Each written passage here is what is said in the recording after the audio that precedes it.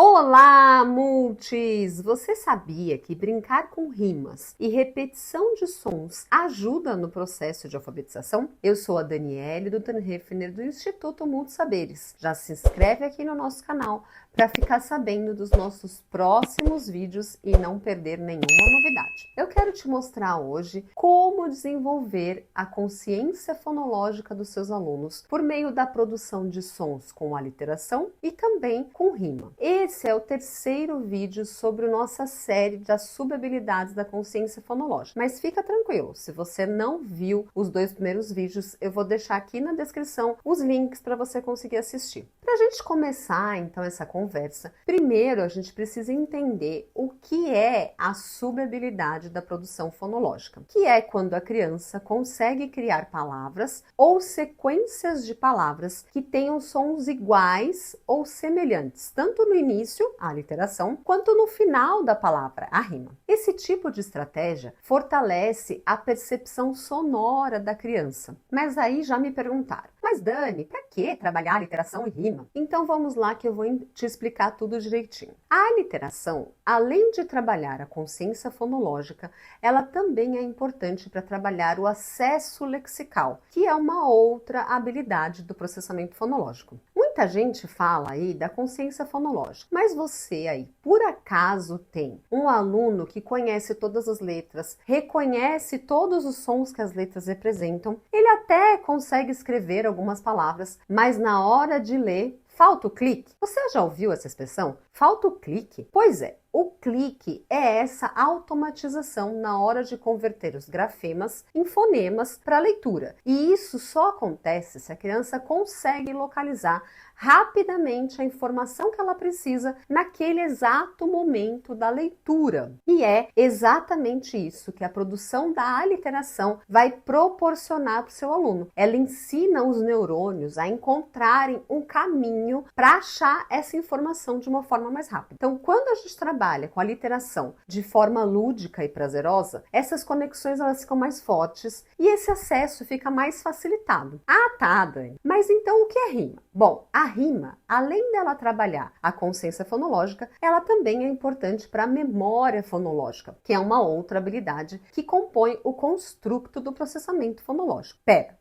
Processamento fonológico? O que é isso? O processamento fonológico é a forma como a criança analisa a fala para identificar palavras individuais, partes de palavras, sílabas e também os fonemas. Mas, além de analisar e identificar, também é importante desenvolver a velocidade e a capacidade de armazenar, manipular, resgatar todos esses componentes sonoros aí com a criança. E isso significa que essa habilidade que nós precisamos ajudar a criança a desenvolver. Vejam só, não basta só a criança ter consciência do som. Ainda é necessário que ela consiga guardar aquela informação, então na memória, e localizar aquela informação de forma rápida quando ela precisar. Então, ter acesso lexical. Mas Dani, por que você está dizendo tudo isso? É só para complicar a nossa vida? Não, na verdade, gente, é para descomplicar.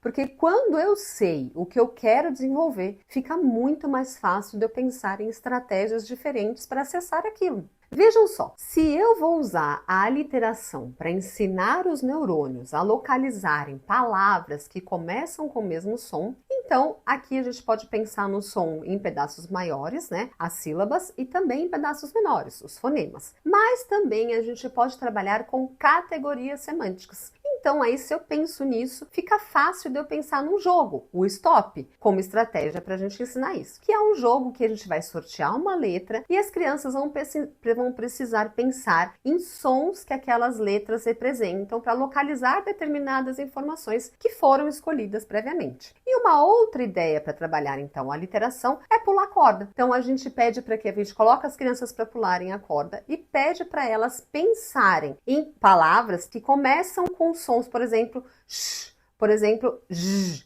por exemplo, t.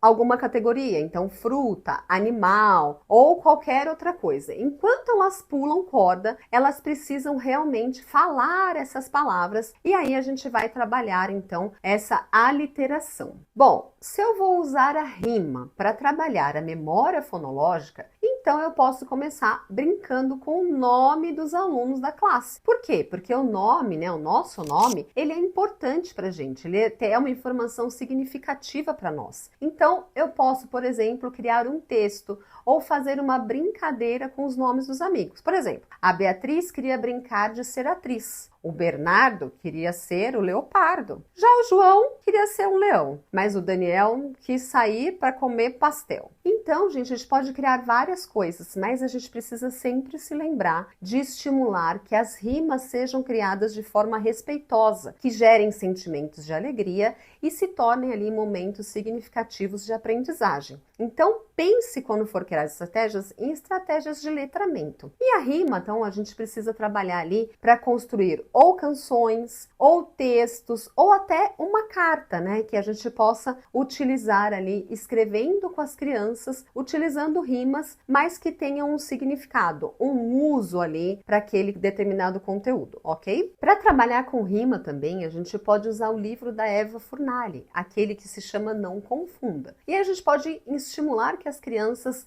escrevam, não confunda isso com aquilo, palavras que rimam. Mas também a gente pode usar parlendas, por exemplo, a parlenda Macaca Sofia, que dá para trabalhar tanto a literação quanto a rima. Ó, vejam só, meio-dia, macaca Sofia, panela no fogo, barriga vazia. O meio começa com o mesmo som de macaca. Panela e barriga brincam ali com a relação surdo-sonoro, p, b.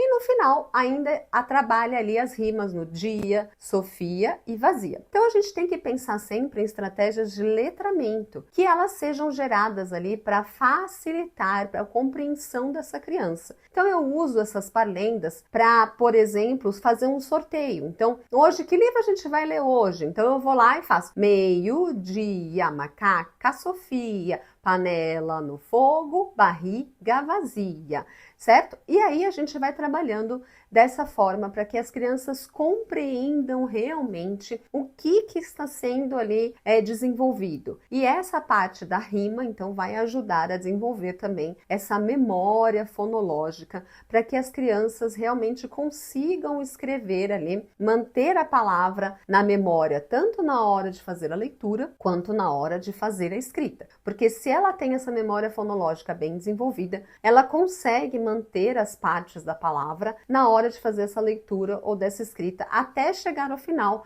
para que ela tenha compreensão disso tudo. Ao longo do vídeo eu trouxe para vocês algumas estratégias para trabalhar a literação e a rima de forma lúdica e também significativa. Mas se vocês quiserem mais ideias, nós temos um e-book que se chama Alfabetização Divertida. E nele vocês vão encontrar mais de 50 ideias para trabalhar todas as habilidades que favorecem a aprendizagem, tanto da leitura quanto da escrita. Eu quero pedir para que vocês coloquem aqui nos comentários os outros temas que vocês querem que eu fale aqui para vocês.